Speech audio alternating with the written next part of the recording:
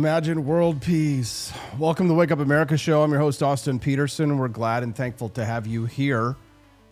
Appreciate you guys tuning in. It's time to rise in freedom. Let's go back 5 years ago when everybody told us to trust the science. Womp womp.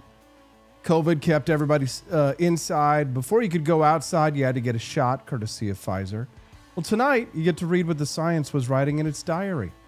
The science, Anthony Fauci filled page after page with, which was all about Anthony Fauci. He was the science after all. He logged the cars that honked when they saw him, the interns who lined up for selfies. In the morning that he hit all 5 Sunday shows, he was so pleased with himself, he gave it a nickname. Meanwhile, your church was locked down, your kid's school was dark, all on his say-so. This last weekend, Senator Rand Paul dumped 1,100 pages of that diary onto the internet. And today, the man who called your questions a conspiracy theory has to sit under oath and answer them. He will be live on the House hearing, or the Senate hearing, in 30 minutes, and we will pull that live and react. Welcome to the Wake Up America show. Nice to see Byron Norris. Boom, boom, boom. Enjoy all the new little perks that RumbleBot's offering you today, guys. I know you're going to like it. Rise in Freedom, Mosbor. Hey, Mosbor, you sent us an email, but it didn't contain any message. It just said Mosbor sent us an email, so it was blank. So if you were trying to reach out to us for like some kind of fix or something like that, send me a DM and we'll get it worked out. Now, before we get to the Anthony Fauci story, we'll be getting to that about 25 minutes. Let's start with everybody's favorite topic, drinking, alcohol. Blame it on the alcohol, baby. Ed Sheeran went on a podcast and told America to relax about 6 pints and a bottle of wine on a Friday because over in bloody England, he says, that is what they call culture. Well, the clip went nuclear and everybody was picking sides on the alcohol issue. But the federal government, meanwhile, did the one thing nobody saw coming, and they tore up their own rule on how much a grown adult is allowed to drink. Well, thank you. So I spoke to, who did we speak to yesterday? In here and retarded. Let's get retarded in here. Remember we had Maggie Moda on yesterday, and she was educating me about some of the latest numbers on young people and drinking. So we're going to talk about why the sober generation turned out to be a BS story, and we're going to talk about where the real line is between a Friday night and a problem you cannot walk back. And then once we hit the second hour, we've got 2 guests you don't want to miss. Judge Napolitano joins me on the man Donald Trump wants running the DOJ. And then Jack Codiga, running for Congress out of Charlotte, sits down about the little black cameras reading your license plate on every corner and logging where you drove for weeks at a time. So Jack Codiga, first time on the show. We met him at Las Vegas Freedom Fest last week, or 2 weeks ago, and he will be joining us live this morning on the Wake Up America show at 8:30 for his very first time on the show. Glad to have you here today, guys. Listen to the Rumble bot. Make sure you click the like and follow the stream. And don't forget, too, we also have bonus content available for you every Monday through Friday, 7 to 9 a.m. Central Time. We offer to you a sweet little bonus for your gifts that you give us, like Mosbor and Byron Norris, who made donations this morning. So thank you guys very much. BB for Liberty is keeping track of all the donations that come in or the purchases that you make at forlibertyshop.com. I know everybody loves the Founding Flavors coffee, so make sure that you get a box of that at forlibertyshop.com. And also, if you haven't checked out the brand new website, I know that Byron was concerned, but forlibertynetwork.com, we are streaming live over there as well. So head on over to forlibertynetwork.com. Check out my latest column this morning, J.D. Vance's Refrigerator, about Alexander Hamilton, Milton Friedman, and J.D. Vance's Refrigerator. So we're going to talk about that perhaps later on in the week when we have J.D. Vance on the show. All right. Let's get to the news. So, drinking. I'm in love with the shape of you.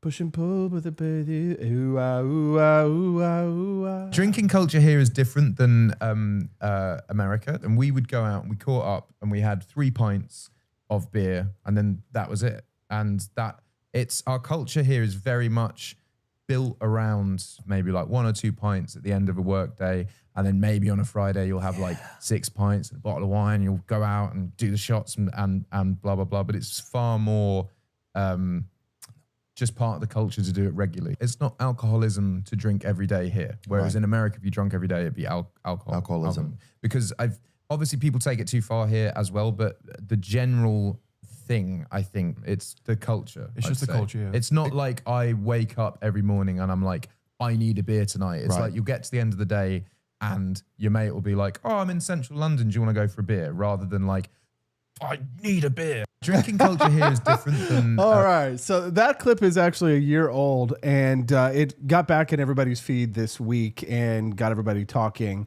One side of this one is calling Sheeran a rich man, romanticizing a disease. The other side says that he's the last honest celebrity and, that we need to tell America to unclench. 6 pints and a bottle of wine is delivered like a grocery list. Somehow a pop star ordering around has become a referendum between the two countries, the United Kingdom and the United States. An interesting little alcohol-related anecdote. Apparently, the Brits, when they came to the United States for the World Cup, fell in love with Sam Adams Boston Lager. And so now, thanks to the Brits falling in love with Sam Adams, they now sell Sam Adams Boston Lager in the UK. So congratulations to the UK. Still kills your liver, bro. Yep, good point. Good point. So the Kennedy, let's talk about the Kennedy and Rollins dietary guidelines, because they took the old rule that the federal government had, and it used to be 2 drinks a day for a man and 1 for a woman, and they just threw those numbers out. So the new advice is just drink less and do your own math. But now the data is coming in and has embarrassed the myth about Generation Z and their drinking habits. So we've reported on this show as well, based on, I guess, unreliable data. I've got to walk it back myself, that Generation Z had gone sober. These were the sparkling water kids. They now drink at 74%, and they outdrink everybody on cocktails. So the moderation story was BS, and I've got to come out and admit it. It was BS. So the Zoomers are drinking. So, 2 men can pour the same 6 pints on the same Friday. One drives home to a family that still trusts him. One drinks until the family stops answering. So, freedom, this is a free country. That means you fill your own glass and you pay the bill and you figure out what's good for you and what's not, and the federal government stays out of it. I love to see it. On January 7th, 2026, this year, HHS Secretary RFK Jr. and the USDA Secretary Brooke Rollins released their new dietary guidelines. So they've dropped these long-standing daily limits, the 2 drinks for men, 1 for women, and they've replaced them with this just one line: consume less alcohol for better overall health, which makes sense. So no per drink definition, and I actually think that that's the right move. But the medical establishment, they didn't like it. They revolted. The Lancet Gastroenterology and Hepatology Institute labeled the change a step backwards. Of course, anything that RFK Jr. does. The American Association for the Study of Liver Diseases, Byron, they filed a formal objection over the removal of numeric limits and the guidelines' silence on the alcohol cancer link, which some people do think is dubious. So the entire fight is over whether adults require a government number to govern their own glass. Now, Ed Sheeran, this comes from the Theo Vaughn podcast, saying it's not alcoholism to drink every day in Britain. This is just their culture, which I honestly really like that definition. 1 or 2 pints after work, and then 6 pints and a bottle of wine on Friday, which, if you could do that, good for you. It's actually surprisingly easy to drink an entire bottle of wine. At least for me, it is. That's ironic. Sam Adams, says Amy Jaisley. Yes. So the WHO figured that this story puts the average adult at roughly 9.7 liters of pure alcohol per year. And the article actually says that US and UK total consumption is similar, but the totals can match while the patterns, so the frequency, the amount per sitting, the stigma on alcohol diverge pretty sharply. Sharply. Been drinking this morning. Some people do some morning drinking. I could only ever morning drink when I'm on vacation. And even then, honestly, I had a Bloody Mary since I started thinking that tomato juice was okay. I never was a big tomato juice guy. I don't know. What about you guys? You tomato juice? If you had to choose right now, gun to your head, orange mimosa, champagne mimosa, or Bloody Mary, would you go for a Bloody Mary or a mimosa? Sound off in the chat. Let's hear your thoughts, guys. It's a champagne mimosa for me every day. Yeah. So the United Kingdom doesn't have the same stigma on alcohol that the United States does. And the whole idea that Gen Z is sober, that's dead. And I pulled that because of Maggie Moda correcting me yesterday on my own show. So I thought that was great. The sober Gen Z story is dead. The legal age Gen Z drinking rate is at 74%. It's up from 66% in 2023. And that's against an overall U.S. adult rate of 76%. So the kids are drinking, the Zoomers are drinking at about the same rate as adults in the United States. So the debunking comes from the alcohol industry's data shop, though. So the IWSR president, Martin Ludwig, said that the narrative that the Gen Z is a generation of moderation is conclusively debunked, but that's coming from the industry data. So when the people telling you the product tell you the abstainers went back to the bar, I think that's worth more than the temperance pamphlet and the United States government's data. What do you guys think? I don't know. But do you trust the industry more or do you trust the government more on this one? Jimmy Joe Patty says 40 years sober, Jeffersonian Java for me.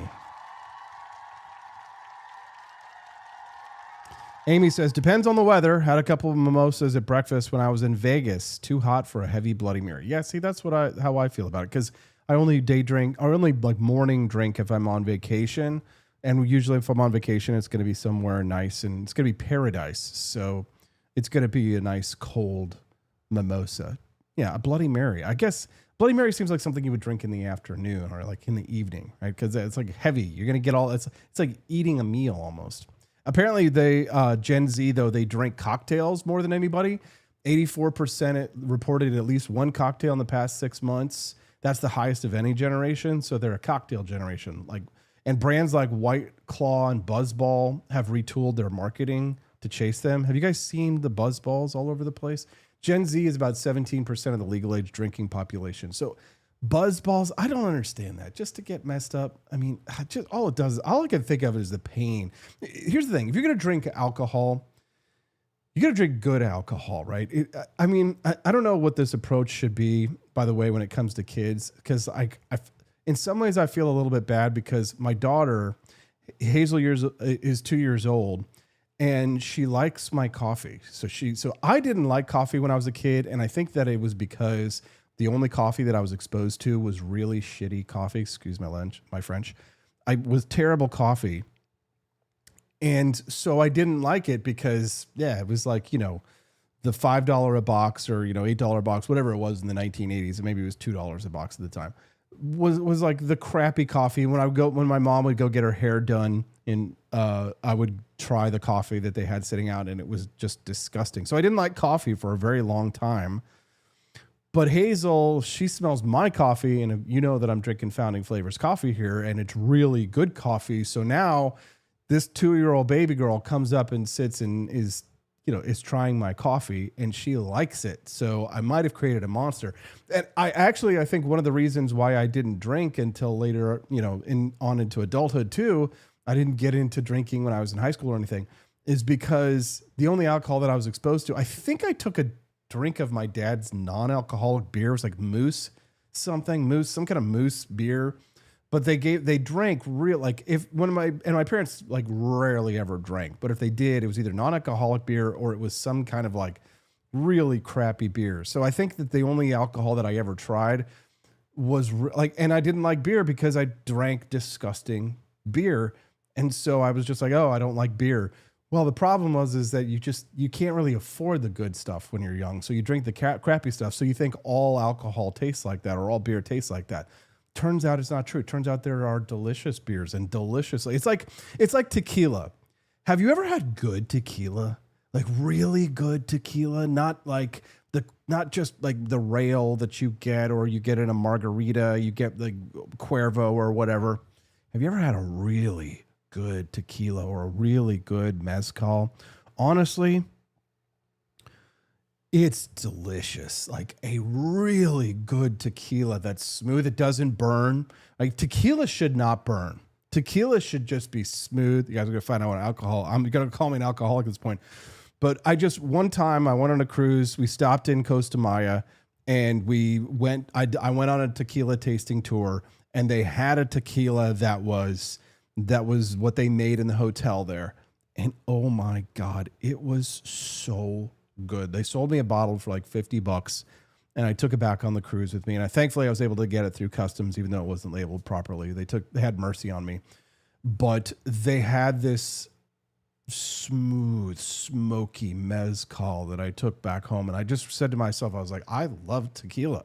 So if you hate tequila, or if you don't want to become an alcoholic, don't taste any of it. But if you've never had good tequila, you don't know what you're missing, because it is honestly delicious. Why are we doing prayers for St. Selma? Please let me know. St. Selma says, I'd love to have stress right now. Hubby's in the hospital, had a stroke Monday morning, seems to be recovering well, but we'll see. Everybody throw up some likes and prayers for St. Selma and her husband.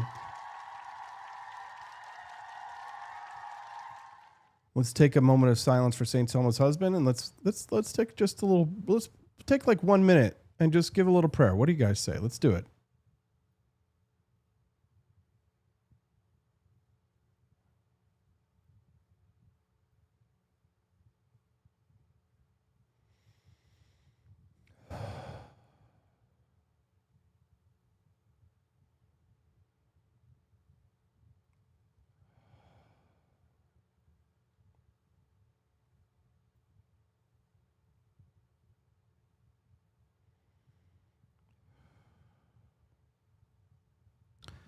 God, if you hear the prayers of agnostics, if you're listening up there and don't find this to be a total blasphemy, please send some healing and some love and some sensitivity and some kindness and grace to St. Selma and her husband, who are in the hospital right now. Please send them your healing in your name. Amen. Okay. Back to tequila. Okay. Definitely going to hell. Personally, I'm a top shelf guy. Byron Norris. Good. Older Americans still carry the market, though, of course, because they got all the money. Millennials post the highest drinking rate at 81%. So it's my generation that are the heavy drinkers. Gen X at 77%, and boomers dropped down to 71%. Thank you, Byron Norris, for that tip, by the way. Appreciate you.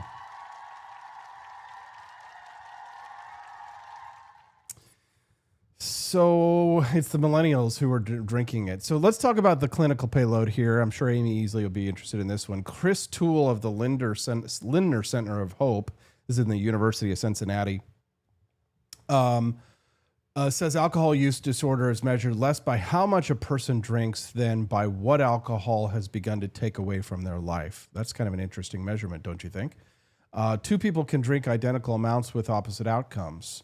Jessica Steinman of No Matter What Recovery warned that people can bury a real problem under the word culture, like what Ed Sheeran is talking about.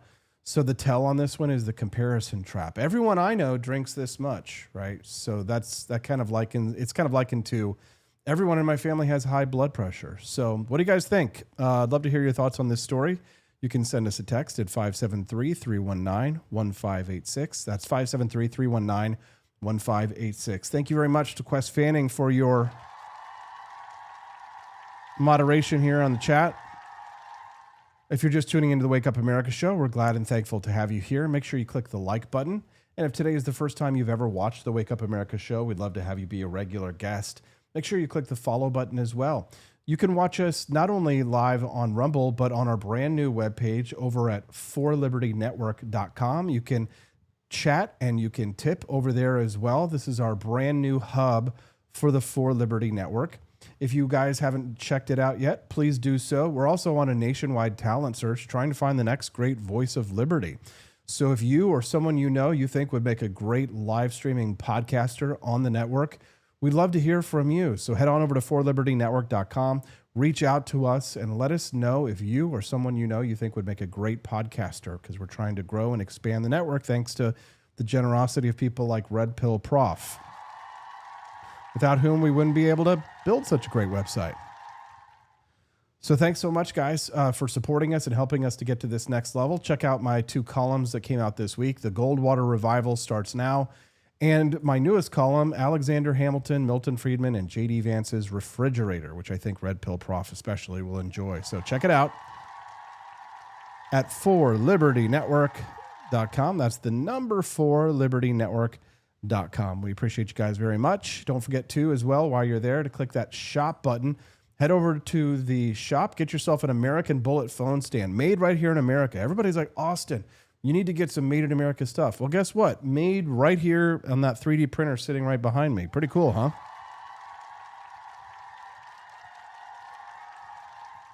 So if you guys are interested in Made in America products from 4libertyshop.com, we now have our new, our old, but new again, our Bullet phone stands. And I'm actually going to be putting these, this product in the store today. If you guys are interested, I've got a pretty cool little, let's see if we can get it up there on the screen.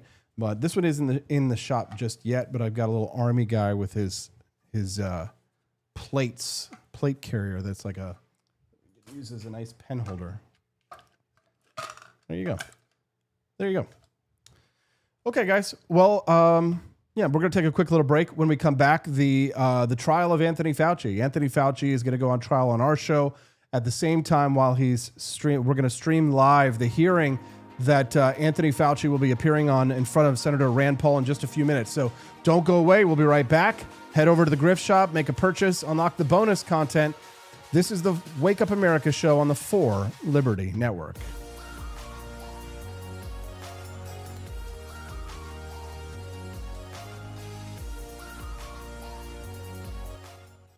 'Tis the year of our Lord, 1801. President Trump Jefferson casts his gaze o'er the sovereign Potomac and beholds a most wretched spectacle upon the waters.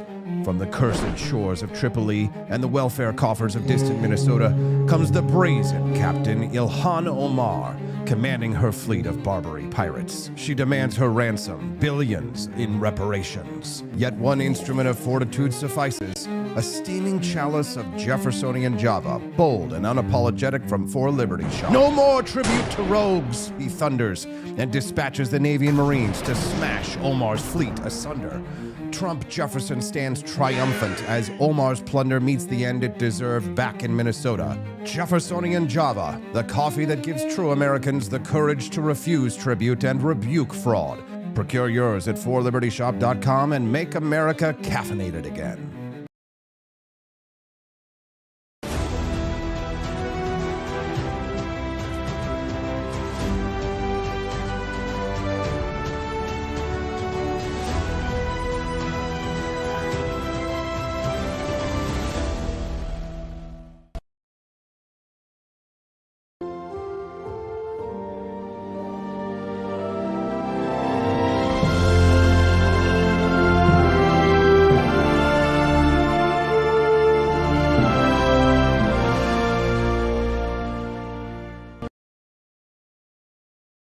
Hark! I've discovered a brew so bold, 'twill ignite the spirit of liberty.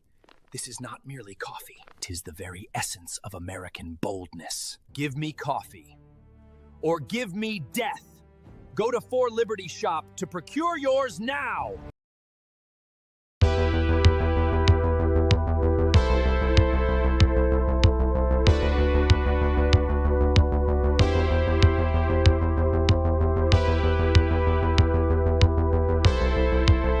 Are you tired of the strange radioactive effects of leftist culture? Do you ever wonder what happened to good old-fashioned American values? Well, fear no more, because there's a new force fighting back against the cultural rot of today. Introducing Culturama, a right-of-center talk show that's taking back the future today. Hosted by none other than blonde bombshell herself, Daniela Pensack. She's not just talking, she's taking culture back. With sharp takes, brilliant guests, and a few surprises along the way. Tune in to the live video podcast twice a week, because the future doesn't have to be weird. It can be Culturama! If there wasn't going to be somebody who was a fiery champion of liberty, somebody who would get out there and who would be aggressive, and if they wouldn't do it with more fire or passion than I had, then I would go and I would fight this battle for us. I've fought for the principles that we all share. Parties tend to be secondary to me. We're here because we believe in the principles of liberty. I am not a perfect messenger, but I think I'm a damn good one. This is a replica of our first president's flintlock pistol. You have my full support, my respect, and my gun.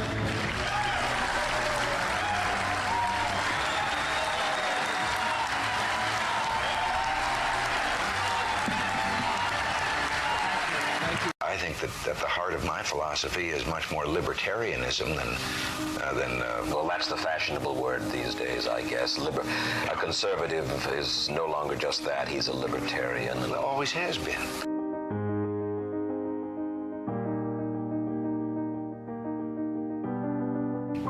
Yet any time you and I question the schemes of the do-gooders, we're denounced as being against their humanitarian goals. They say we're always against things, we're never for anything.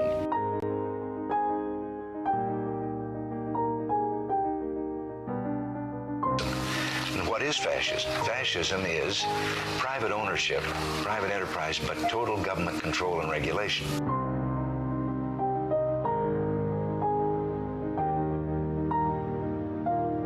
Well, the trouble with our liberal friends is not that they're ignorant. It's just that they know so much that isn't so.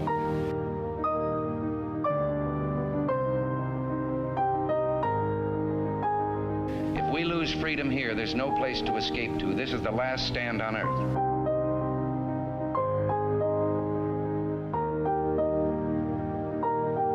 This is the issue of this election.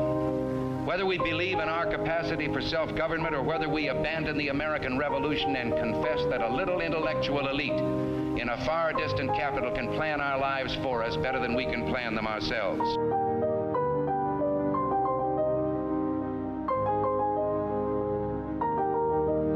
Conservative, so-called, is the one that says less government, get off my back, get out of my pocket, and let me have more control of my own destiny.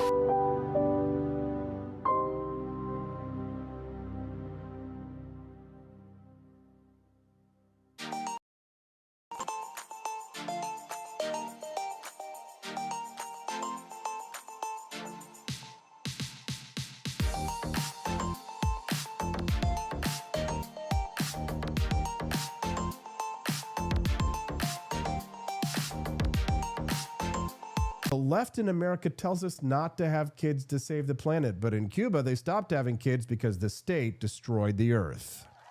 Collectivism doesn't create justice. It creates shortages, corruption, and power for the few. I've not just seen it, I've lived it. My family escaped it. Now the same failed ideas are being sold to a new generation. I'm here to expose the lie and defend liberty. From Cuba to Argentina to the United States, the freedom movement is rising. Coming in hot on this one with no introduction, the hearing has begun. Man-made epidemic never happens again. Instead of an apology, you have for years avoided responsibility. Regarding the lockdowns, you argue that you did not personally issue every lockdown order, close every school, or impose every mandate. But officials across the country invoked your authority to justify these decisions. And you presented your recommendations not as judgments open to debate, but as dictates of science itself. Your own words demonstrate that you understood the influence you exercised. On March 14th, 2020, you wrote that the task force recommendations were driven by me, yourself, Deb, and CDC. The next day you wrote that you had convinced Mayor Bill de Blasio to close the New York City schools, so you were involved. That same night, Governor Gavin Newsom's chief of staff told you that the governor had decided to close California schools, bars, and restaurants after watching you on television. Presidents, governors, mayors, school boards, corporations, and Congress all bear responsibility for the decisions they made. The COVID lockdown, however, could never have been inflicted without you aiding and abetting the crime. Children lost years of education. Small businesses built over a lifetime disappeared. Patients delayed cancer screenings and other medical care. Families were separated from dying relatives. Workers were ordered to accept a medical procedure or lose their jobs. Worship assembly, employment, education, and travel were restricted in the name of science. While you did not impose every restriction, you used your public authority to justify them. While you concluded publicly that COVID occurred naturally, your private record tells a different story. In early 2020, your hand-picked virologist warned that the virus appeared to have been manipulated in the lab. In a conference call concerning the origin of the virus, all but 2 of the participants believed deliberate insertion was possible. Your concern was not merely theoretical. That same week, you led an urgent effort to determine whether your own agency had funded the research related to these experiments that were now under suspicion. Hours later, your assistant reported that the Wuhan experiments had indeed been reviewed and approved by the NIH. Those were not the actions of officials who believed that a research-related origin was an absurd conspiracy theory. They were the actions of officials urgently trying to determine whether their agency funding was connected to the research under discussion, connected to the pandemic. You could not hide that your agency had funded the Wuhan research or your long history of defending gain-of-function research. The only alternative left was to argue that COVID-19 did not originate in the Wuhan lab. You were not a detached observer. You had an institutional interest in the public believing that federally funded research had nothing to do with the pandemic. It was a conflict of interest from the very beginning. The authors of the proximal origin of SARS-CoV-2 privately had serious doubts about a natural origin. Within days, though, they flipped, and they all wrote in proximal origin that the virus was almost certainly not a laboratory construct. That paper was then used by the government and the media and you to discredit Americans who were asking the same questions that you and the authors were asking yourselves privately. You even cited proximal origin from the White House podium. You held it out as evidence that the virus could not have been engineered, but you didn't disclose your role in the discussions that preceded the writing of the paper. You did not disclose the author's original concerns. You did not reveal that you had been part of the paper, that you had read and offered editorial comments on the paper before it was published, before you began using it as evidence that it couldn't have originated in the lab. You did not disclose that you had immediately investigated yourself whether NIAID funding might be connected to the research. You did not tell the American people the full story. Duly released private messages indicate that the doubts with the authors and others didn't disappear after the publication. So while this was being waved at the White House to show that it couldn't come from the lab, the authors were still privately continuing to assign a meaningful probability to a laboratory origin, one thing in public and another in private. Some of the same scientists discussed avoiding email and carefully managing communications that might eventually be obtained under the Freedom of Information Act. The pattern is straightforward. Privately, there was alarm, then an immediate inquiry to see if NIAID's possible exposure to funding, then a rapid public declaration of certainty, continued private doubt, and then years of resistance to disclosure. The question is why? The only logical answer is that your primary concern was avoiding culpability. Your primary concern was hiding the fact that you had approved the funding for this dangerous research. Your support of gain-of-function research is extensive and long-standing. In 2011, your agency funded Ron Fauci's laboratory when it mutated the avian flu until it could spread through the air between mammals. This was the tipping point. This is when others became worried. You funded this. You advocated for this.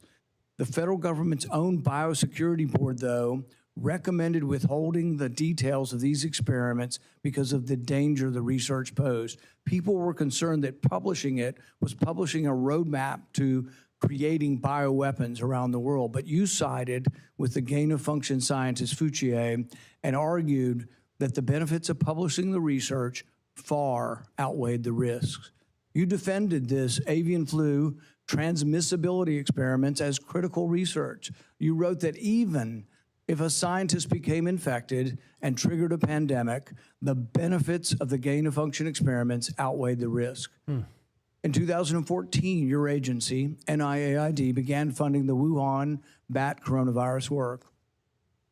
In 2015, Ralph Barrick and the Chinese scientist Shi Zhengli published NIAID-supported research combining a bat coronavirus spike protein with a SARS backbone. The resulting virus could infect human airway cells. It's a novel virus that now can infect human cells. It gained transmissibility, it gained function. In 2018, the same group of scientists, EcoHealth, Barrick, Shi, and their collaborators submitted the DEFUSE proposal,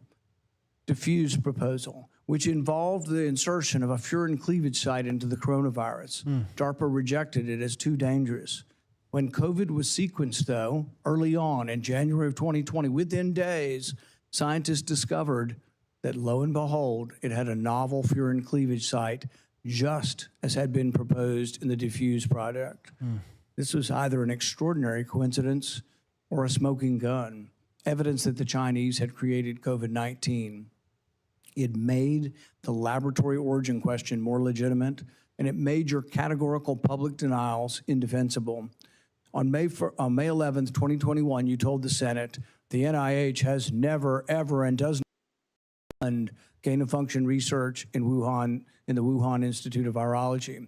When I gave you the opportunity to correct the record, to reconsider the statement, you responded that you had never before lied to Congress. We were then told that only the government's narrowest regulation of definition counted here, that you could define gain of function in one way in which this wasn't gain of function, in which all of the common sense of the world would be thrown out, all of the idea that the mice were dying and the virus was more transmissible didn't matter because you had a technical definition that allowed you to fund it. But the real question is, was it dangerous? Was it a wise decision to fund this? And you haven't deviated from that. You've never admitted that it could have been a mistake funding this research in China. The American people weren't asking for a semantics debate over what is gain of function. They were asking, does common sense say this research was dangerous in Wuhan? They wanted to know whether their money-funded experiments in Wuhan that made bat coronaviruses better able to infect humans. The answer is yes. They wanted to know whether NIAID adequately supervised their work. The answer is no. When you defended this research, you described its benefits in the broadest terms. But when Congress demanded accountability, you hid behind the narrowest possible definition. You can't have it both ways. Your conduct concerning federal records raises further questions. It is a crime to destroy federal records.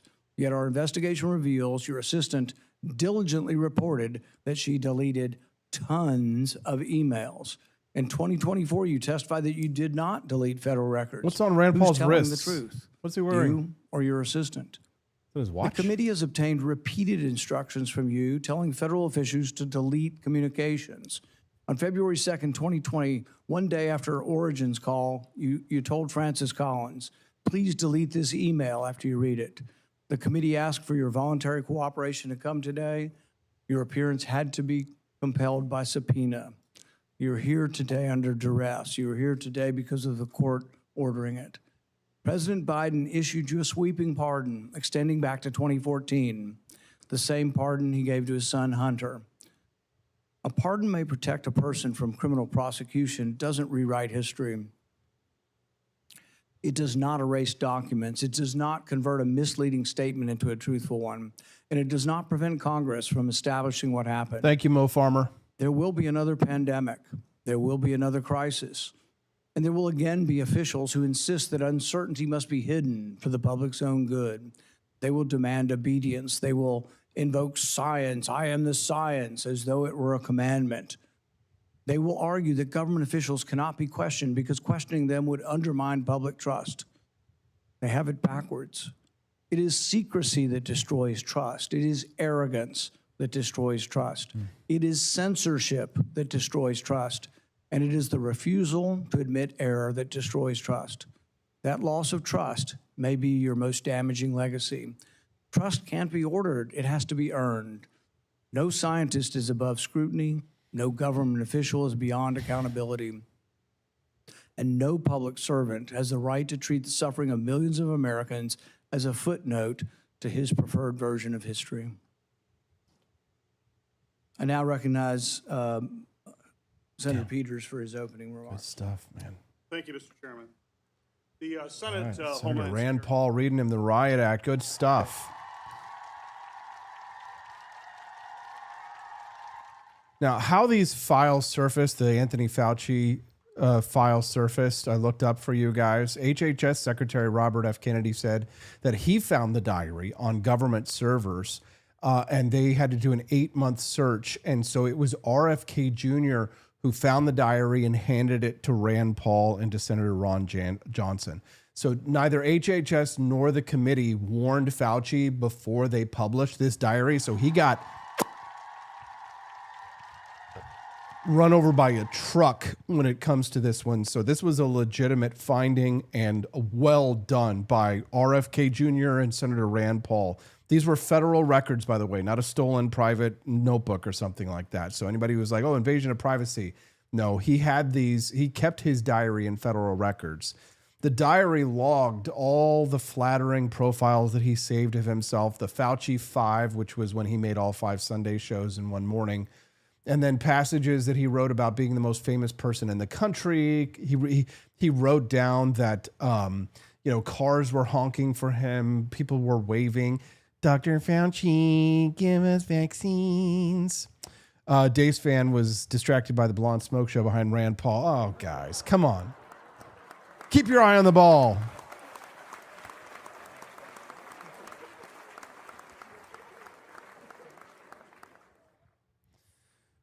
Fauci on Trump recorded the president early on, calling him the smartest person in the world. Yikes.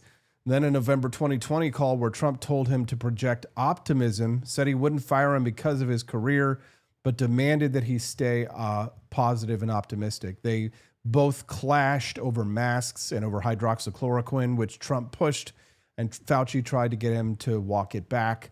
But by summer of 2020, Trump had begun to sideline him for Dr. Scott Atlas.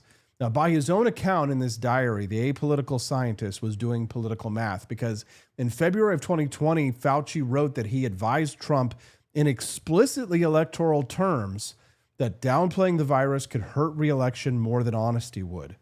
He tracked influence in his diaries, noting that Kellyanne Conway's sway over Trump, and he eyed Hope Hicks as a, quote, future ally in this diary.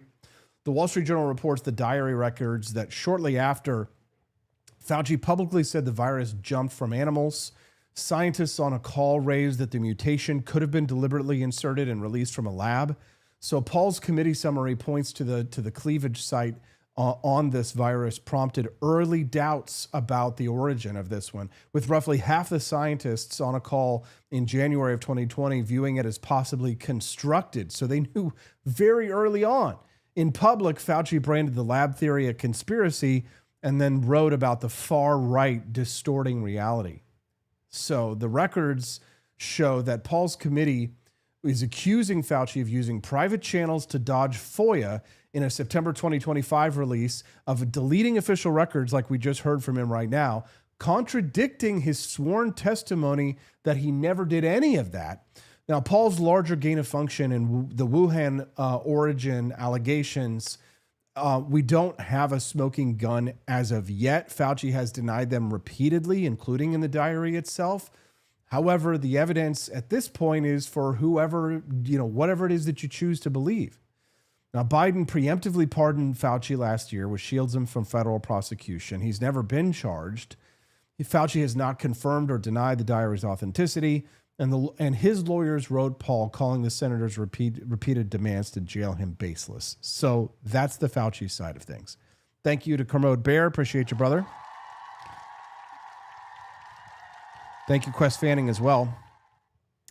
None of this could have been aired in 2021. Exactly, Maria. Exactly. Now, the NIH's own number two, the guy who was underneath Fauci, contradicted Fauci's sworn testimony. And that paper trail is public.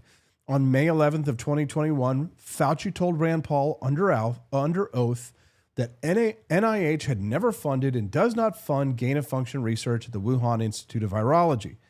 But 5 months later, NIH Deputy Director Lawrence Tabak put it in writing to Congress that the agency had funded the work through an institute called EcoHealth Alliance, and that EcoHealth failed to report a chimeric bat coronavirus that performed better than expected in humanized mice. This is some creepy stuff. Tabak said it again to the House Select Subcommittee in May of 2024. The Biden administration itself suspended EcoHealth's funding in May of 2024 and then formally debarred the organization in January of 2025. So the definition fight is over, and Fauci's own agency ended it. Unbelievable. Judge Anna Napolitano joins us live in less than 10 minutes here on the Wake Up America show. Then Republican congressional candidate from Charlotte, North Carolina, Jack Codiga, will be joining us at 8:30. We're going to talk to him about flock cameras. We're so close to the bonus content, guys. Wouldn't you guys like to watch the bonus content mini documentary instead of commercials before we go to the judge? Only $25 away. Somebody should head over to forlibertyshop.com right now and get you another one of our phone stands. You guys see we've got the bullet phone stands. I literally use this every day. Don't worry. I kept this one for myself because this has a little defect in it, but you guys will get the perfect ones. So head on over to forlibertyshop.com. Get yourself the American bullet phone stand. Let's see if I can get it to the camera to focus on it. Get it out of my face. There we go. Yeah.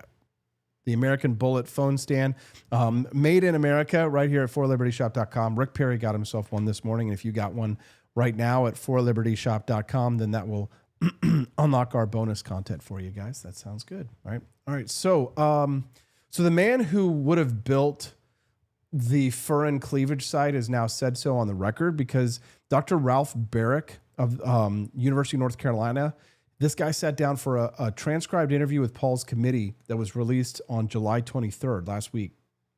And Barrick confirmed that in their proposal, that the step of inserting a cleavage site into a viral background was his to perform. His words, that part would be done by me. And he also said that DARPA approached them and that prompted that it could only be answered with a gain-of-function experiment.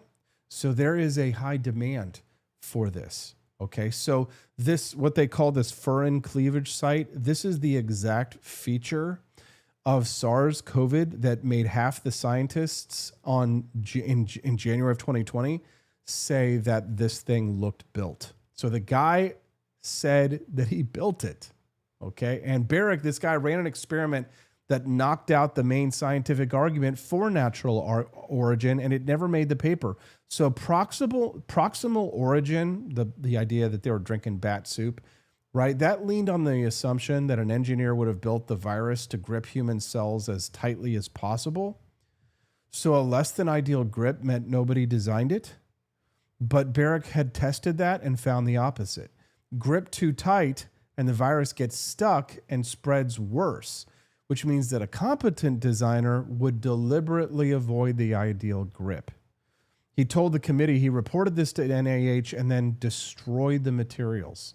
And a related fact, when NIH officials met Barrick in February of 2020 and asked for gain-of-function review records on his earlier work, by his own account, they did not know where the documents were.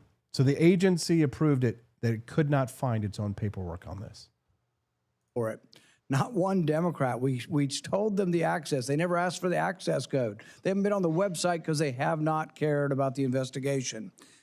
It's a practice of this committee to swear in the witness. Dr. Fauci, please stand and raise your right hand. Do you swear that the testimony you will give before this committee will be the truth, the whole truth, and nothing but the truth? So help you God. Dr. Anthony Fauci, you are recognized for 5 minutes for your opening statement. Member Peters, members of the committee, I served at the NIH for over 54 years, 38 of those as director of the National Institute of Allergy and Infectious Diseases. Over that period, I proved that I believe in and respect the value of legitimate congressional oversight. In fact, I testified before and/or briefed Senate and House Senate and House committees well over 200 times over those 38 years. During and after the COVID pandemic, I have appeared multiple times for hearings in the Senate and the House, usually under oath, and sat for several days-long transcribed sworn interviews, answering questions about the very issues that are now the subject of this hearing. However, given Senator Paul's obvious obsession with calling for my prosecution, his repeated slanderous comments about me, and recently his publicly releasing my unredacted personal diary aimed at embarrassing and intimidating me, the only conclusion I can reach is that the sole reason he is calling me before this committee is to get me to say something, anything, that could vindicate his repeated public pledges that I end up, in his words, quote, behind bars, unquote. Any reasonable person who has followed his unhinged obsession with me would readily come to the same conclusion. Therefore, although it pains me to do so, because of the respect I have for the legislative branch of government and my decades-long record of cooperating with Congress, under the advice of my attorneys, I will invoke my right under the Fifth Amendment of the Constitution to refrain from answering your questions. Thank you. We will now begin a round of questioning. Dr. Fauci, your testimony today is compelled by a lawful subpoena. As you know, it's a crime under 18 U.S.C. Section 1001 to knowingly make a material false statement to Congress, with a penalty up to 5 years of imprisonment. Understanding that you are under oath, the American people would like to understand your reasoning, your rationale for why you chose to fund the research in Wuhan. There have been, intelligence agencies, the CIA, the FBI, the Thank you, DOE, BB for Liberty. have all come to the conclusion that more likely than not, the virus came from the lab in Wuhan. And so we'd like to know, what was the rationale? What was the discussion? How, what went behind the decision to fund the research in Wuhan? How did you come to the conclusion that a totalitarian country would be capable of doing this in a BSL-2 lab, a lab that lacked the security? What was the reasoning? And are you sorry, basically, for making the decision? Would you, given another chance, say, well, gosh, circumstances now as I know it, maybe it wasn't a wise thing? Can you explain to the committee why you chose to fund this dangerous research in China? On the advice of counsel, I respectfully decline to answer based upon my rights under the Fifth Amendment of the Constitution. In the red folder on your table is a copy of Section 192 of Title II of the U.S. Code. Your counsel has been provided a copy as well. That section makes it a crime for a witness appearing under subpoena to refuse to answer any questions pertinent to the question under inquiry. Do you have that in front of you? On the advice of counsel, I respectfully decline to answer based upon my rights under the Fifth Amendment of the Constitution. Let the record record that the witness has refused to answer whether there's a folder in front of him based on his Fifth Amendment right. It is true that you're appearing under direction of our subpoena to provide testimony on matters under consideration by the committee, including the origins of COVID-19, risky life sciences research, and your tenure as a federal government employee. Additionally, you've been provided a full and unconditional pardon dated January 19th, 2025, for any offenses against the United States which may have been committed or taken part from January 1st, 2014 to the date of the pardon for a 10-year period, arising from or in any manner related to your service as director of the National Institute for Allergy and Infectious Diseases, as a member of the White House Coronavirus Task Force or the White House COVID-19 response team, or as chief medical advisor to the president. Have you refused this pardon, or do you have any reason to believe this full and unconditional pardon, this grant of immunity, would somehow require you to? All right, MJM 77. That's enough of that. All right, coming up next, Judge Andrew Napolitano joins us live in less than 5. Don't go away. We've got him and we've got Jack Codiga on the Wake Up America show in the 4 Liberty Network.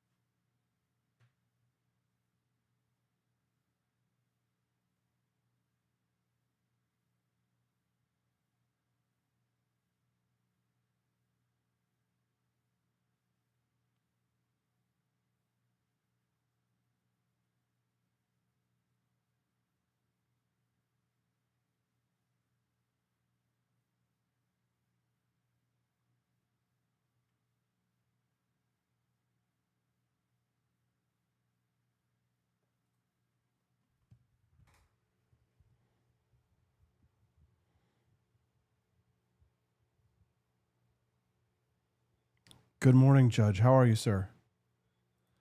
Just fine. We were just monitoring the Rand Paul Fauci hearing, but it's enough to get your blood boiling. No, we're I've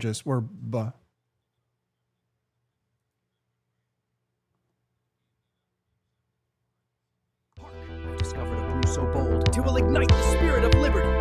This is not merely coffee, it is the very essence of American boldness. Give me coffee, or give me death.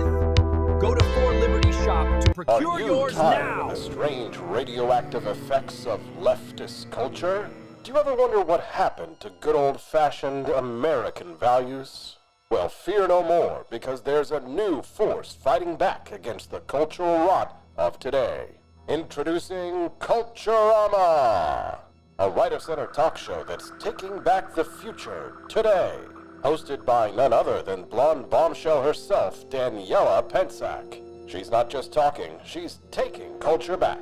With sharp takes, brilliant guests, and a few surprises along the way. Tune in to the live video podcast twice a week, because the future doesn't have to be weird. It can be Culturama. I decline to answer based upon my rights under the Fifth Amendment of the Constitution. That's Anthony Fauci claiming his Fifth Amendment right in the hearing this morning. Senator Rand Paul reading the Riot Act. Good morning, Rise and Freedom. I'm Austin Petersen. You're watching and listening to the Wake Up America show on the 4 Liberty Network. I'm not a lawyer, but I trained under one of the greatest lawyers for liberty in the country. My next guest is the host of the wildly popular Judging Freedom podcast, seen by tens of millions of people a month. He joins us here every Wednesday. He's gracious to do so and give us his time. We need his legal mind, especially in times like this. Judge Andrew Napolitano joins us live now to discuss the Fauci trial and the Department of Justice. Good morning, Judge. Thank you for joining us today. Good morning, Austin. Thank you for the flattering introduction. Boy, do I miss those days. I was thinking about you this morning, about 5:30 this morning when I was shaving. How I miss those days when we worked together, scrambling 5 days a week to get a show on air at 4 in the afternoon. I miss you. I miss Laney. I miss Ed. I miss Gary Schreier. I miss all of our friends that we made while we were there. I miss Jenna Binkley. Jenna was like a mother hen. I know we're talking inside baseball here, but it's like memory lane. Anyway, I'm here for you. Thank you, Judge. Talk to us about the Anthony Fauci invoking the Fifth Amendment. You had an interesting take on that during the break. Well, it's pretty much black letter law, meaning essentially beyond dispute that if you accept a pardon, believe it or not, you can reject a pardon. I never heard of anybody rejecting one, but if you accept a pardon, you give up your Fifth Amendment right not to testify about the subject matter of the pardon. The Fifth Amendment is based on the right to privacy because of an insulation from prosecution. Prosecution is impossible for anything against Anthony Fauci up to the moment of the pardon. Therefore, he has no Fifth Amendment right. Because I'm on with you now, I'm not watching the hearing, so I don't know exactly what's going on. I did hear the clip that you played. He did invoke his Fifth Amendment right. The procedure now would be for committee counsel to go up the block to the federal district court in Washington, D.C., and get an order from a judge ordering him to testify. And if he refuses, getting an order from a judge to incarcerate him until he testifies. Listen, I'm not in favor of these heavy-handed things, but that's the way the system works. That's fascinating. And thank you for sharing that with us, Judge. We appreciate that, especially on this breaking news. Judge, do you think that Anthony Fauci did things that were prosecutable and that's why the Biden administration pardoned him, or did they just fear a political pushback? I think he probably lied under oath in some of the questioning by Senator Paul. Now, I'm not saying that because I'm a friend, as you know, as you are, of Senator Paul. I'm saying it because I believe he's demonstrated a gap between Dr. Fauci's testimony and the truth. So I do believe that Fauci had serious prosecutorial concerns, no matter who was in the White House, whether it is a president like Donald Trump who tells the DOJ who to prosecute and who not to prosecute, or whether we have an independent attorney general who makes decisions based on law and precedent. I think that Dr. Fauci would have been in their crosshairs. But look, the pardon is absolute, meaning if he says today, yes, Dr. Paul, I did lie under oath to you on such and such a day, and that such and such a day is before January 20th, 2025, which is the date of his pardon. He cannot be prosecuted for that admission. Unbelievable, Judge. I mean, that's what the founding fathers wanted, I guess, but it just... I don't know what the founding fathers wanted on pardon. There's very limited material on it. It wasn't a controversial issue. The king always had the power of pardoning, so I guess they wanted to give that to the president as well. It is a regal power. I'm not saying this to criticize Biden. It has been used by Trump more aggressively and more toward his friends than any other president in history. I mean, the most controversial pardon I can think of is President Ford pardoning President Nixon. You weren't even born then. And that was a prophylactic pardon, meaning Nixon hadn't been charged with any crime. The founders probably, because this is the way it worked in Great Britain, had in mind pardoning for convictions rather than prophylactic pardons. Trump has used the pardoning power for convictions. I don't know if he's used it prophylactically. That remains to be seen as he gets to the end of this term. Judge, I love that you brought up Richard Nixon right now. You've always kind of, whether knowingly or not, you've always been on top of what's happening culturally with the trends on the right in the United States. Richard Nixon is getting something of a glow up or a re-examination, especially amongst the youth in the Republican Party. And part of that is because it's sort of an act of rebellion against the no kings, boomer left liberals who saw Richard Nixon as like the great evil of their time, you know, demonizing him, which some people are suggesting today that they did so unfairly.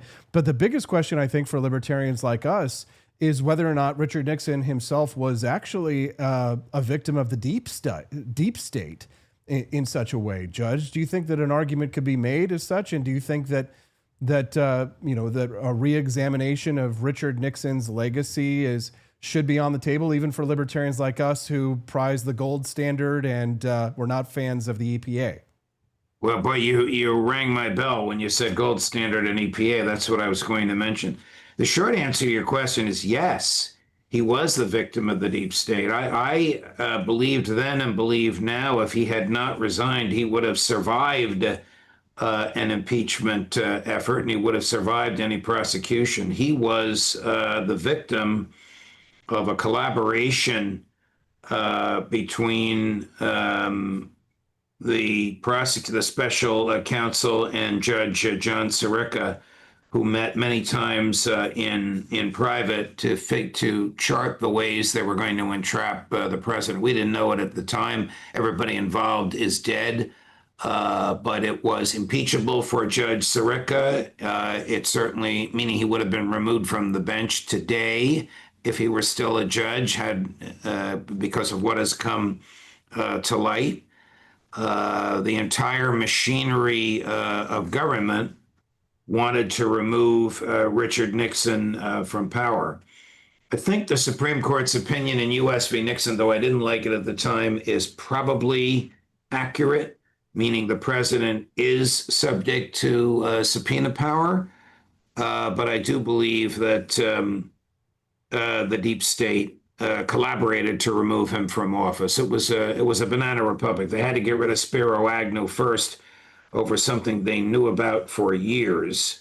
Jerry Ford, whom I knew personally, was an innocuous, middle-of-the-road, nice guy that nobody had anything against, and he was welcomed by the American public with open arms when Nixon resigned. Judge, another historical figure who's getting a glow up lately was Joseph McCarthy. A lot of young people are out there making the argument that he was actually correct and that maybe he didn't go far enough. How would you react to that, Judge? Oh, God. Well, the classic work is Bill Buckley's McCarthy and His Enemies. And Buckley, this book is 50 years old. But Buckley made that argument then. But who are they going to exonerate next? Roy Cohn? No, Barry Goldwater, Judge. That's who we're going to revive. Well, I have for years been a fan of Goldwater. I mean, one of the seminal events in my intellectual life was reading The Conscience of a Conservative, which of course is published by Barry Goldwater. It was actually written by Brent Bozell, Buckley's Yale roommate and co-founder of National Review. Bozell went on to found a traditionalist Catholic magazine called Triumph. This is the father of the present ambassador, Brent Bozell. Fascinating history here, Judge. Yeah, I wrote a piece this week about why it's time for us to revive the legacy of Barry Goldwater. He really got short-shrifted there. I mean, when I wrote this piece, many of the MAGA Republicans said, well, Barry Goldwater lost.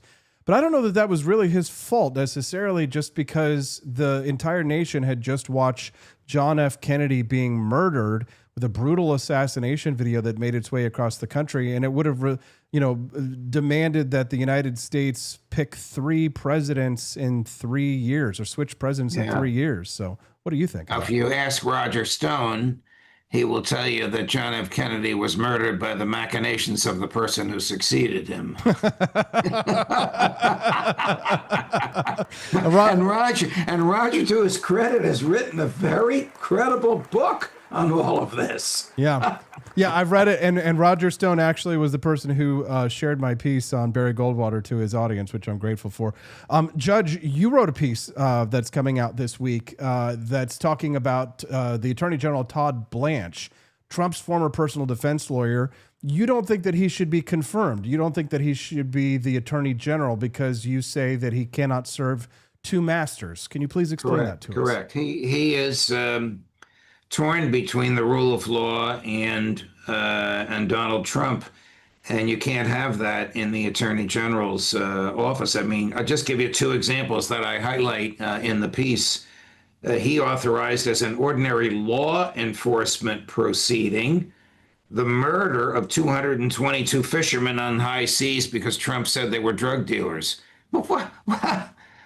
Has he forgotten about due process? Arrest them, show the evidence against them, and prosecute them. If there's no evidence against them, let them go. You don't just murder them.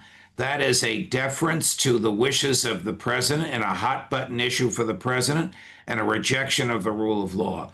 The more publicized instance involving Todd Blanche is this collaboration between the DOJ, the IRS, and Trump's lawyers in the creation of this $2 billion slush fund, which a federal judge has purported to invalidate and which Todd Blanche refuses to rescind. This, too, rejects the rule of law. The rule of law is there must be true adversity between the parties in all federal lawsuits. When the defendants are represented by the president's former lawyers and the defendants want the same thing that the plaintiffs do, enriching the president, that's not adversity. That's not a case or controversy under the Constitution. That's bad faith on the part of the lawyers. This is not me. This is what the federal judge in Miami said. So you have two major incidents in which it's very easy and very clear, and the law is unambiguous. You can't swindle $2 billion from the taxpayer and give it to the president to disperse how he wants. And you can't kill people because the president thinks they're bad guys. Todd Blanche authorized both. He has no business being the Attorney General of the United States. Look, I wrote this aimed at Senator Tillis and Senator Cornyn, and I hope they read it tomorrow morning before the Senate Judiciary Committee votes. If either of them votes no, his nomination is dead. It can't come to the floor. Judge, you ask a pretty sharp question in this piece. If Blanche can't do the right thing when the law is obvious, how could he be trusted with the hard calls? So if the Senate does confirm him anyway, what do you think that does to the independence of every prosecutor under him? It's the Justice Department becomes Donald Trump's personal law firm. And God have mercy on the people who are targeted for political reasons. Their only saving grace is that most of these cases take more than 2 years to reach the court. But look at what Comey's going through. He took a picture of seashells. He didn't craft the seashells. He took a picture of seashells on a beach, and then he took the picture down. And for that, he's been indicted. This is an absurd use of the prosecutorial power of the United States. Todd Blanche authorized that. Judge, who do you have coming up on your show, Judging Freedom, today? I have Colonel Douglas McGregor, great human being who should have been the Secretary of Defense instead of the fool that's in there now who calls himself the Secretary of War, with whom you and I worked at Fox. But Colonel McGregor is going to argue that President Putin is about to make a major turn of events in Ukraine, and bring the war to a quick resolution. I have Pepe Escobar, who has inside information on the information being passed through the Islamabad negotiators between the Iranians and the Americans. And I have Phil Giraldi on what did Netanyahu really say to Trump when they spoke alone yesterday. All of that coming up today. I'm guessing there was an oy vey in there. Judge, thank you very much for your time today, sir. We appreciate you. Pleasure, Austin. All the best. Until next week. Have a wonderful day. You too. Join me at IHatePolitics.com. If you like freedom, you probably don't like what's right there. It's a flock camera. And what it does is it tracks you. And we need to take a chainsaw to it legislatively at the federal level. Our founders fought for the ability not to be spied on without a warrant. And that's exactly what these do. And these cameras, they can track license plates. They can track where you're going, who you are. And a lot of that is with public funds. If elected, I will enact the Digital Bill of Rights. I will introduce that to outlaw practices like this. The Fourth Amendment says no unwarranted searches and seizures. That should apply to the digital world too. And if you agree with me, join me at IHatePolitics.com. That's going to be our next guest, Jack Codiga. on the Wake Up America show, joining us live. Looks like we unlocked the bonus content. Thank you, everybody. Phase 1 of the bonus content has just been unlocked. We're so grateful to that. Thank you for your financial contributions. RVolt24 says that the hearing that one of Fauci's lawyers just got ejected. Let's peek in for a few minutes. We've got some time. Endanger Americans. These actions are both incomprehensible and are also inexcusable. They include slashing funding for public health and infectious disease research, canceling contracts for cutting-edge vaccine technology, shutting agencies responsible for tackling infectious diseases around the world, firing thousands of federal employees with keeping our communities and our medicines and our food supply safe, and injecting political appointees in what should be non-political grant-making functions. That is something this committee should be looking at. I could go on. I could go on all the topics that we need to be looking at moving forward to protect this country. We're not doing that in this committee. That's what this committee was designed to do. It's what it has done throughout history. It has done it in a bipartisan way. We should get back to that and think about the future of this country and keeping this country safe. When a crisis like COVID-19 strikes, we have an obligation to examine what went right and what went wrong to provide accountability for the American people. Congress certainly has done that. Between the House and Senate, nearly 20 different committees, including this committee, as I mentioned, have conducted oversight of the COVID-19 pandemic, conducting transcribed interviews, holding dozens of hearings, and released more than 10 reports. Today's exercise, unfortunately, is a stark departure from those largely bipartisan, legitimate efforts. The chairman has shut the minority out of participating equally in these efforts, withheld information, selectively released documents, actions that completely undermine the credibility of this investigation. I will enter a record without objection, Mr. Chairman, a letter that I sent to you that detailed all of those areas that we have concern with and where we were shut out. Without objection. We'll provide other details as well. I think today's hearing, unfortunately, does real damage. It's tempting to turn one person into the scapegoat for a crisis that hundreds of officials across both the Trump and the Biden administration were responsible for handling. And it does so in a way that people that are facing death threats. This is only going to, unfortunately, deter other scientific experts from public service. To understand that this is what they would have to go through as they provide their advice to us. We're not going to make our nation safer, and I hope that we can restore by doing these kinds of activities, and I hope that we can restore our legitimate bipartisan oversight that's going to help strengthen our public health and pandemic preparedness and other homeland priorities. That's what this committee needs to focus on. It hasn't the last year and a half. Let's hope it does in the future. Thank you, Mr. Chairman. Senator Johnson. Thank you, Mr. Chairman. Dr. Fauci, I hope the American people listen very carefully to Chairman Paul's opening statement. I think it's a stunning indictment of the actions you've taken that have been so destructive to global health. I certainly understand why you needed a pardon. I certainly understand why, on the advice of counsel, you're not answering any questions, because I think it'd be almost impossible for you to answer the questions truthfully without really demonstrating what you did, your culpability, self-incriminating. We have, all of us has prepared a lot. I've been deluged with questions to ask Dr. Anthony Fauci. There are so many legitimate questions that deserve answers, and now you're not willing to provide those answers. So with my limited time, I'm going to talk about things that my investigation have revealed that have not been adequately answered and, quite honestly, haven't been adequately covered by the legacy media. I'll kind of combine the questions into kind of one, but you know, I certainly, let's put up the last COVID chart.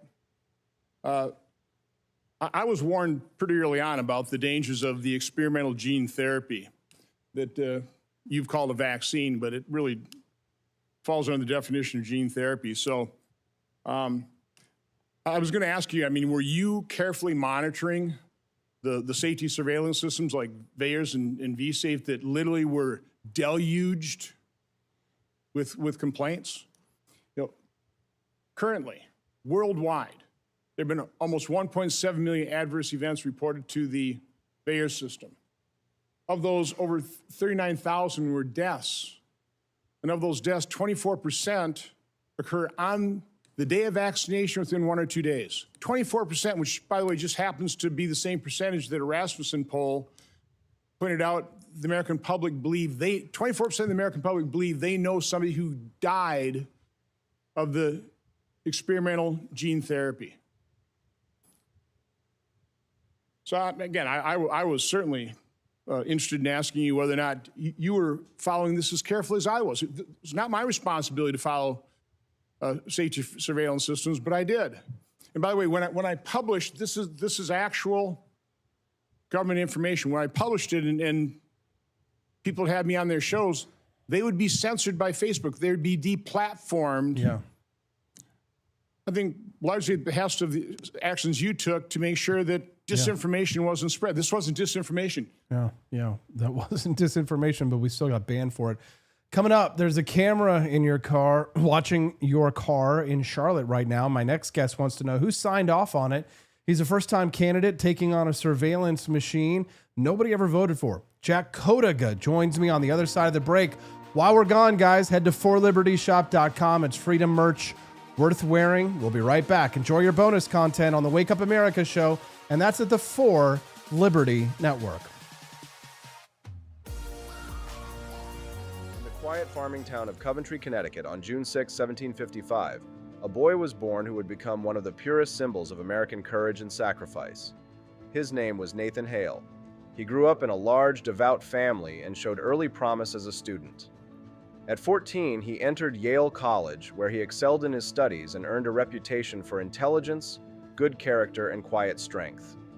After graduating in 1773, he became a school teacher in Connecticut. By all accounts, he was a popular and effective teacher, well liked by his students and respected by the community. When the shots at Lexington and Concord rang out in April 1775, Hale did not hesitate. He left his teaching post and joined the Continental Army as a lieutenant. He served with distinction in the early campaigns around Boston and later in New York. In 1776, he was promoted to captain and joined Knowlton's Rangers, an elite light infantry unit known for its bravery and skill in scouting. By the late summer of 1776, the situation for the American Army was desperate.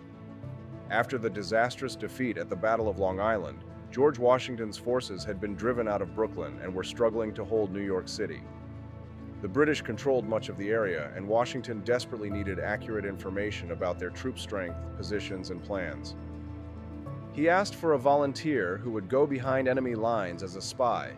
The mission was extremely dangerous. Capture meant almost certain execution. Most officers declined. Nathan Hale stepped forward. Though only 21 years old, he believed it was his duty. He told a fellow officer, "I wish to be useful, and every kind of service necessary for the public good becomes honorable by being necessary."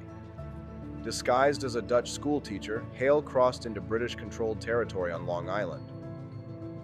For several days, he moved carefully, gathering information on British fortifications, troop numbers, and movements.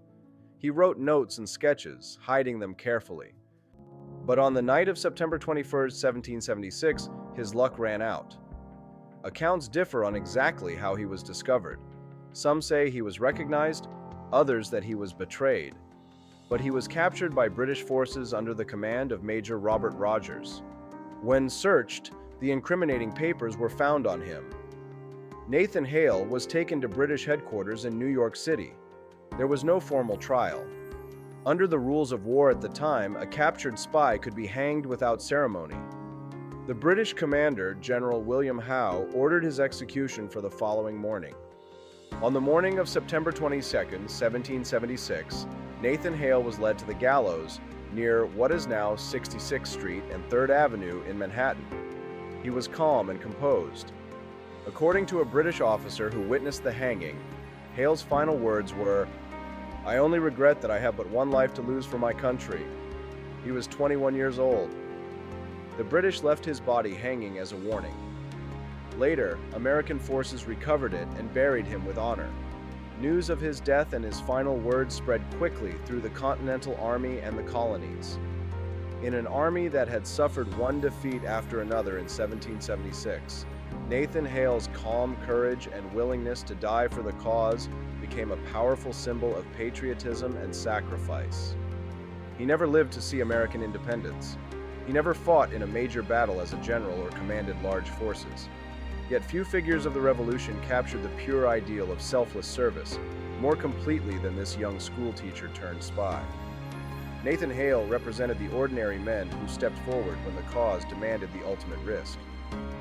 He went behind enemy lines knowing the danger, carried out his mission with determination, and faced death with quiet dignity. His famous last words have echoed through American history as a statement of total commitment to liberty.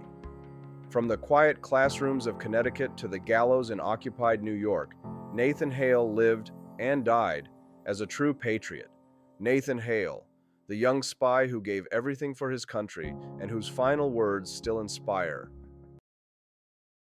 I've discovered a brew so bold, it will ignite the spirit of liberty. This is not merely coffee, 'tis the very essence of American boldness. Give me coffee, or give me death. Go to 4 Liberty Shop to procure yours now.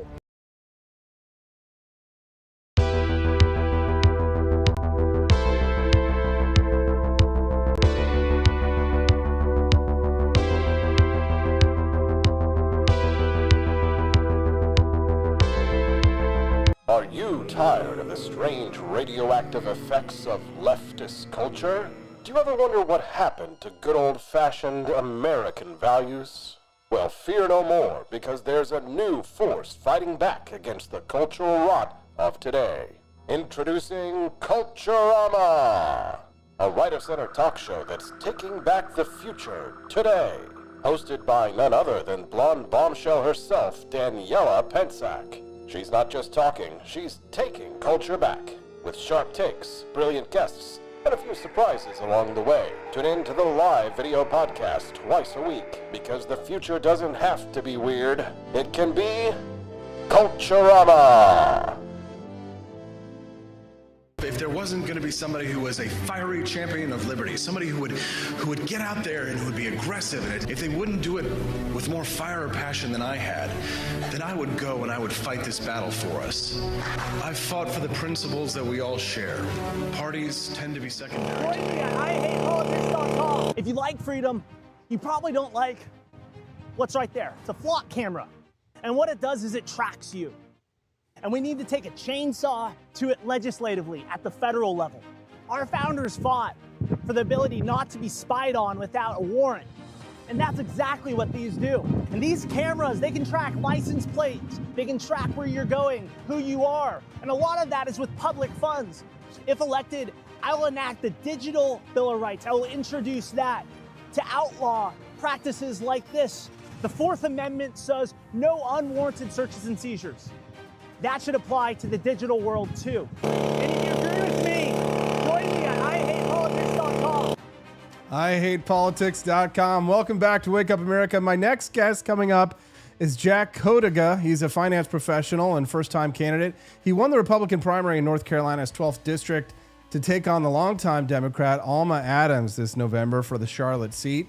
He's a sound money guy. He wants to end the Federal Reserve, and he means it. Today, he's going to talk about the flock cameras, blanketing his own city. You know, those are those license plate readers logging where you drove and holding it for weeks. Jack Codiga, welcome to Wake Up America. Glad to be here, Austin. Thanks for having me. Glad to have you here, Jack. It was nice meeting in Vegas. Let's talk about flock cameras. So the people watching this show, they probably drove past flock cameras on their way to work and they never knew it. So what does this system actually collect on a driver who has done nothing wrong, by the way? Yeah, they get pitched as a license plate reader, but they're more than that. And there's a central database. So I know we've all probably driven on toll lanes and we got our picture of our license plate taken and we can justify that because, okay, well, we need to get billed, you need to pay for the infrastructure, et cetera. This one is much more overtly wrong. There's really no justifiable reason that public funds are being spent, especially. I think we're all used to being spied on privately, but we always say, the Constitution only really matters for the government. When what the government does to you, in this case, it can spy on you, can track where you're going. And we just have to get to a point where we're governing on principle instead of being so reactionary. It's like, how did this come to be in the first place? I think that should be the first question a lot of us have, because they've gotten a lot of negative press and there are actions in Congress right now to handle that. But I see this as an obvious Fourth Amendment issue. And if it's not, why we should have an amendment or a law that says, hey, the spirit of freedom also involves the digital world too. Yeah, so no kidding. that's what I'm talking about. Digital Bill of Rights. It's like, okay, all those freedoms that we love and we celebrated a month ago on July 4th. Well, that should apply to the digital world too. Well, I think our audience is going to eat that message up. They like it. They like it. They're clicking the like button. Jack, interestingly enough, North Carolina, where you're from, is the one state in the country that forced Flock to get a license. And the company ran camera there for years before they had to get one. So does a license fix the problem or just kind of paper over it? Paper over it. Yeah. Yeah, we don't need to have parents sign off on spying. That's still the News and Observer found that this data gets shared with police departments across the entire country, and it's already been misused. So what kind of abuses are you most worried about? Has it touched anyone in your district, Jack? Any of your voters?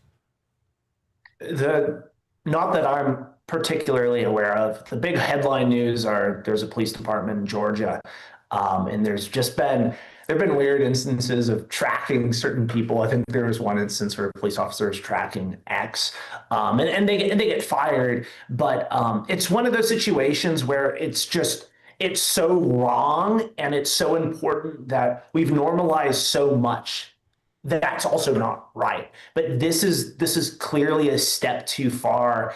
And my perspective with Flock is that how can this be a conversation about surveillance capitalism in general, about being spied on in general? Because we're getting to a point with AI where it's not very benign. I mean, this is the control grid. I mean, like truly, there was a whole conversation about kill switches in cars, and I unfortunately had experience of buying a car recently and looking into all the data that they collect on you. There's some serious legislation that needs to happen just to ensure that we can really be free, because if we just kick the can down the road, there's not a lot of road left. Jack, a lot of conservatives love these cameras, a lot of Republicans. So how do you convince a skeptical Republican voter that backing the police and ripping out mass surveillance are the same fight, not opposite ones? Because they are coming out and saying, hey, these things have saved lives. These things have helped us solve criminal cases. Well, how would you respond to a fellow Republican who said that to you? I think a lot of fellow Republicans, they value freedom, and regardless of where this turns into on the partisan scale, right or left or libertarian, we're Americans first. And in America, we value liberty so much so that we know that we need to have certain systems in place to have a cohesive society, but we make sure that there's the minimum force necessary. We don't, okay, like it saves lives, sure, but what's the cost? And I think they understand that on the gun argument, and just making sure, just seeing that principle through. Where I took that video of the Flock camera, it's kind of maybe near a neighborhood where they would want to, you could see where the police justified a camera for that, but that's not right. We don't do pre-crimes in America. Jack, let's talk about your campaign. You say you're running because of a calling on your heart. You point to the $40 trillion in debt and a first-time home buyer who's now 40 years old. So talk to us a little bit about your economic policies. What can the government actually do to make it more affordable for young people to actually be able to own a home? Yeah. It's about time that we start having more honest conversations about how to fix our problems. So when we talk about home prices being an issue, a couple weeks ago, a bipartisan housing bill got passed, and Road to 21st Century Road to Housing Act. And it passed with flying colors. And what it does is it incentivizes cities and states to be a little more lenient on zoning and allow more building, which I generally think is good. They make it easier to get grants and loans, which that doesn't solve the problem. You know, when you get to the point where it's like, okay, cool, I can take out a bigger loan. I mean, I have to pay that back. So what can the government do when it comes to housing in particular? At a federal level, it's just housing as a representation of the systemic decay of spending too much money, having too much debt, devaluing currency, and where that shows up is things that used to be no big deal to own now are. A house used to be here over $100,000 in the year 2000, and now it's 3.5, 4 times that. In Charlotte, the median house price is about $420,000, $430,000. That's more or less the same in the country. So how did that happen? It's not just a Charlotte specific policy that needs to get pushed. And I think that I work in the real estate world. I have a lot of friends that are developers. And yeah, a lot of these cities and states can be pains in the butt, like more than what's necessary. I think if someone can mitigate any traffic or environmental risks, you should let them build. But you have to get to the heart of these issues. And unfortunately, a big reason why I decided to run, so many so-called conservatives or just kind of Democrats of 10 years ago. And all of a sudden, there's no honest conversation about how you get to a place where people can actually own homes rather than just subsidizing it, having a couple headlines you can point to where a certain family is able to own a home, but you got to make the system work for everyone. You got to make it so people can create, people can build, and ultimately you have a society where people can live in homes. It's a shelter, you know? It's Jack, Jack, your platform is definitely plays to my audience very well. Abolishing the Federal Reserve, returning to gold and silver. That's a big idea, Jack. So why is sound money a lead issue for you? It's a lead issue because you have to have a vision on where you're going. My term, if elected, is 2 years. And we do know that some congressmen have the ability to serve until they're beyond feeble, which is not my intention. But you have to know where you are going. So do you do all that day one? Necessarily, no. But we've gotten too used to Band-Aid problems being the sole platform that someone runs on. You don't really know where they stand. And you know what happens in reality is exactly what we've seen happen my entire life. I'm 28 years old, where if someone doesn't stand on principles and say where they're going, they're just going to blow with the wind of what's politically expedient. So I believe that the Federal Reserve is the culprit of a lot of the issues you're seeing with not being able to afford things. That is an American issue. That is not left or right. Everyone feels that. That's why so many on the left call for bigger housing programs, because they all know it's a problem. And you have to restrain government when it comes to creating money, because you don't, it's exactly what we have now. Because if you don't, the government is going to abuse where they can. And unfortunately, we are in this situation where a lot of people, their answer to the question is, how do you do this? You have to make sure that our country can produce again, first and foremost. Can we have more markets? Let's expand it beyond just housing. But if you look at healthcare, you don't really have any competition, any choice. If you look at college, government they guarantee loans and then they don't allow people to declare bankruptcy. That makes sense. What's the collateral? But why are we giving those loans in the first place? So if we want to solve our problems, we have to get to a place where people can create, and you have to know what you're shooting for. You have to have a vision. And that's in line with what has made America great, and it's in our Constitution. These freedoms. If you're just tuning into the Wake Up America show, I'm speaking to Jack Codiga. He's running for Congress in North Carolina.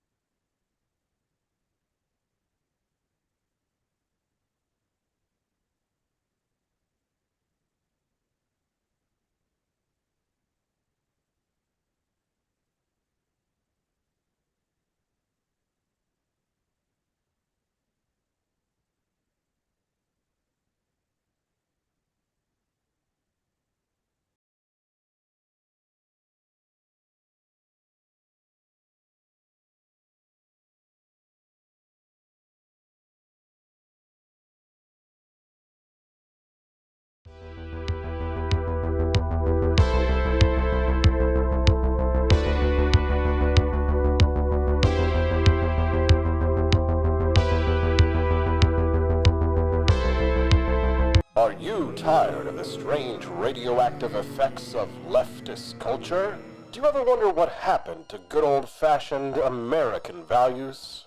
Well, fear no more, because there's a new force fighting back against the cultural rot of today. Introducing Culturama, a right-of-center talk show that's taking back the future today.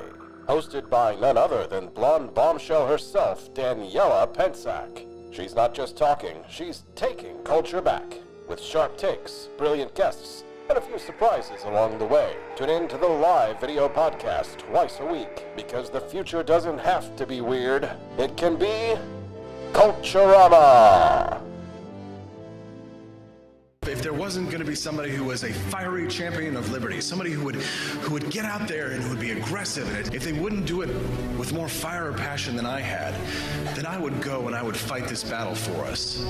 I've fought for the principles that we all share. Parties tend to be secondary to me. We're here because we believe in the principles of liberty. I am not a perfect messenger, but I think I'm a damn good one. This is a replica of our first president. Guys, I don't know. We had to reset the audio board, so the gremlin's in there. We still got a couple of minutes with you, though, Jack. Yes. Thanks for sticking with us. My last question was about illegal immigration and your plan for that. Yep. I think that there are two things that we can believe is that we need more systemic change, more than just ICE, and we have to do it more or less knowing that people were used as pawns to get here, and treat them humanely. I believe that there has to be a way to make sure that we do not have essentially a permanent underclass. And what that can do is that can change our country. There needs to be certain levels of deportation. You start with those who you do not want in your country, those who have committed crimes more than coming illegally. I believe making people reapply for welfare. I know a lot of states and at the federal level, people claim there is not fraud, but let's make sure that people and businesses and NGOs, they get cut off and people have to reapply. I think you get to a point at that point, if people haven't left voluntarily, you've gotten rid of people, where you can have a conversation of like, look, what makes America great is that we believe that all people have inherent value from God, not from government, and have people assimilate. I don't know the exact numbers because I I think the estimate on the last 4 years is north of 13 million people have come, and people have surely have kids. So I think it's a huge number. It's something that we have to get a grasp on. And just like with going to gold money, you have to audit Fort Knox. You got to audit this a little bit, but let's cut off the systems. And if it's temporary and make people reapply, cut it off. So the people that are here are people that would want to, are going to be here and be productive. And you have to have people assimilate to what makes America great, or you all of a sudden you run the risk of looking like the United Kingdom or Western Europe, where that culture is decimated and the next 10 years are going to be brutal.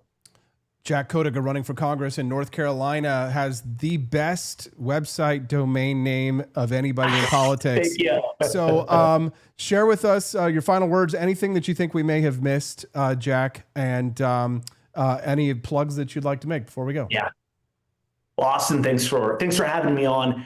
The biggest thing before we get into policy, people ask me what my 3 things are. Talk about affordability, talk about public safety, freedom. We talked about a lot of those issues, but the top one is the lack of accountability, the lack of transparency.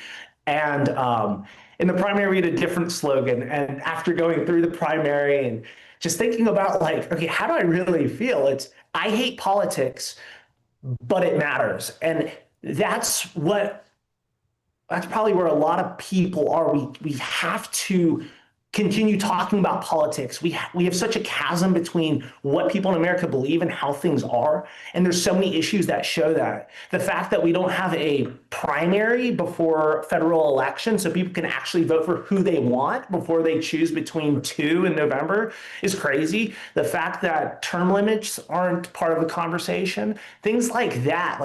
We have to get to a point where we force those issues, and the best way to do that is to be involved in our political process. So if you agree with me, please go to IHatePolitics.com. Even if you are out of the district and Charlotte proper, your support helps. Donations help us get the word out.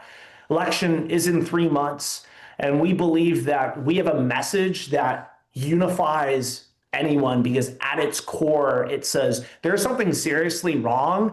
And I hope from my platform and how I speak embodies that this is not some politically expedient thing that a lot of people begrudgingly feel towards politicians that say the right things. The fact that AIPAC is not registered under FARA, the fact that the Epstein files that's not just an easy disclosure. Things like that are things that we have to do in this country to have confidence in our system and our process, and ultimately make America great in a way that actually works instead of just slogans. Let's take those steps, because we have an awesome country, an awesome foundation, and we have to continue working to make it happen. So those are my final words, Austin. Thank you to all that have listened. Thanks for having me on. Jack, thanks so much for coming. He hates politics, but it's important. So go to IHatePolitics.com if you like that interview with Jack. Jack, thank you very much for your time, and best of luck in the race. Thanks, Todd. Take care. Thank you very much. That's Jack Codiga. I hate politics. What a great domain name. We're all jealous that we didn't buy that one, aren't we? Yeah. Well done, Jack. It was great to meet him in Las Vegas for Freedom Fest. Before we go, a couple of interesting little things to talk about, some announcements to make. Elon Musk launched an invite-only X Money Visa debit card, and I know that my wife is not impressed by anything, but when I told her that we got one and that it has a 6% APY on it, she was like, ugh, oy vey.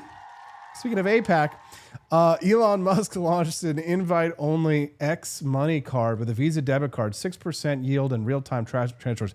Are you guys going to get one of these when it comes out? So we just got ours in the mail yesterday, and I'm furiously transferring money into it just because we want to try and get that sweet 6% interest on it. There's investments that you don't get 6% on that one. So I don't know. What are you guys' opinion on the X Money card? I know it's probably a good thing because Elizabeth Warren is already against it. So that means that I'm definitely for it. Elizabeth Warren is already on the warpath And Ars Technica, which is like a left liberal technology site, is attacking it this morning. But I saw it and I was just like, yeah, hell yeah. So when they invited me to it, we got it. Yeah, you can see there. Look at that cute little picture of baby Hazel there in the back. She's in the raspberries. She's picking raspberries. And look at that sexy wallet. You can only get that sexy wallet. You may not be able to qualify for the X Money card yet, but you might be able to. But you do qualify to get the awesome 1776 Betsy Ross Stars wallet at forlibertyshop.com. I kissed a goat and I liked it. Also, a little bit of good news, guys, depending on how you feel about betting and betting markets. But starting this afternoon, I will be sponsored by Kalshi. Yeah. I got a sponsor and I liked it. So yeah, so for the next 6 months, we will be being very annoying about Kalshi and betting markets. So good news for us. The Wake Up America show continues to grow. Thanks to Kalshi. Thanks to people like Byron Norris for sure. Where would we be without Rick Perry? Where would we be without Amy J. Easley? Mosbor?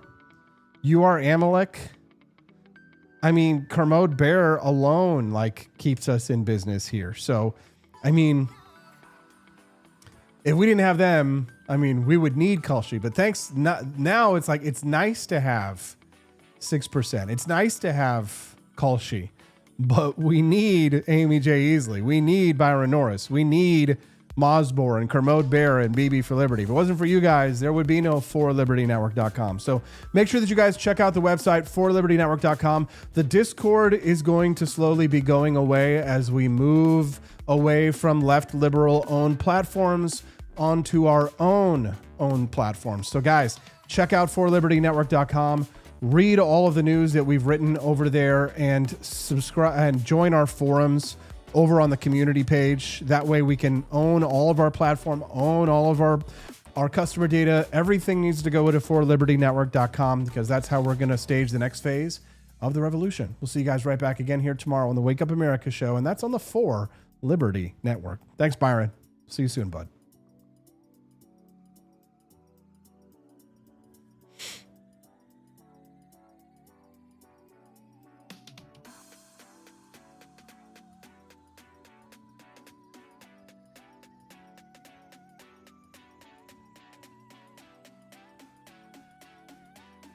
In the quiet farming town of Coventry, Connecticut on June 6, 1755, a boy was born who would become one of the purest symbols of American courage and sacrifice. His name was Nathan Hale. He grew up in a large, devout family and showed early promise as a student. At 14, he entered Yale College, where he excelled in his studies and earned a reputation for intelligence, good character, and quiet strength. After graduating in 1773, he became a school teacher in Connecticut. By all accounts, he was a popular and effective teacher, well liked by his students and respected by the community. When the shots at Lexington and Concord rang out in April 1775, Hale did not hesitate. He left his teaching post and joined the Continental Army as a lieutenant. He served with distinction in the early campaigns around Boston and later in New York. In 1776, he was promoted to captain and joined Knowlton's Rangers, an elite light infantry unit known for its bravery and skill in scouting. By the late summer of 1776, the situation for the American Army was desperate. After the disastrous defeat at the Battle of Long Island, George Washington's forces had been driven out of Brooklyn and were struggling to hold New York City. The British controlled much of the area, and Washington desperately needed accurate information about their troop strength, positions, and plans. He asked for a volunteer who would go behind enemy lines as a spy. The mission was extremely dangerous. Capture meant almost certain execution. Most officers declined. Nathan Hale stepped forward. Though only 21 years old, he believed it was his duty. He told a fellow officer, "I wish to be useful, and every kind of service necessary for the public good becomes honorable by being necessary."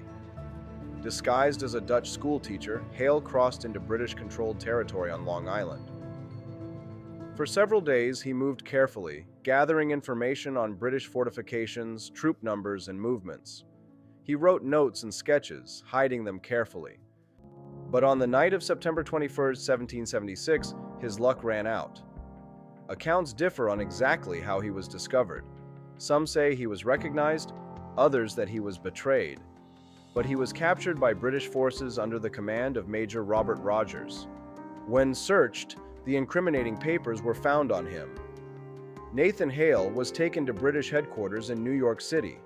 There was no formal trial. Under the rules of war at the time, a captured spy could be hanged without ceremony.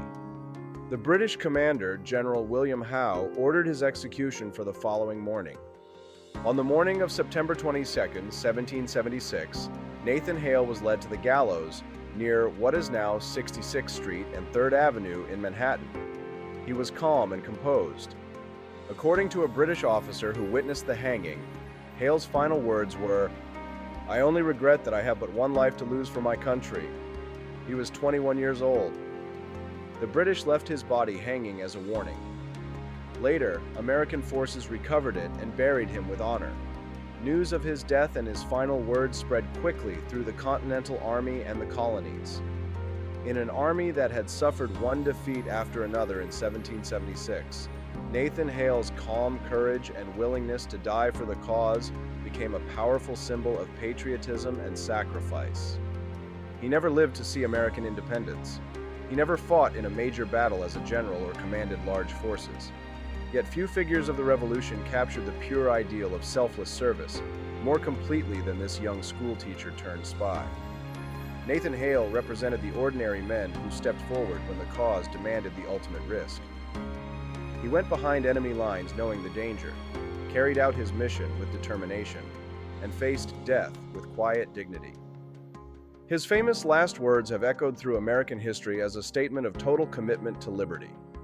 From the quiet classrooms of Connecticut to the gallows in occupied New York, Nathan Hale lived and died as a true patriot.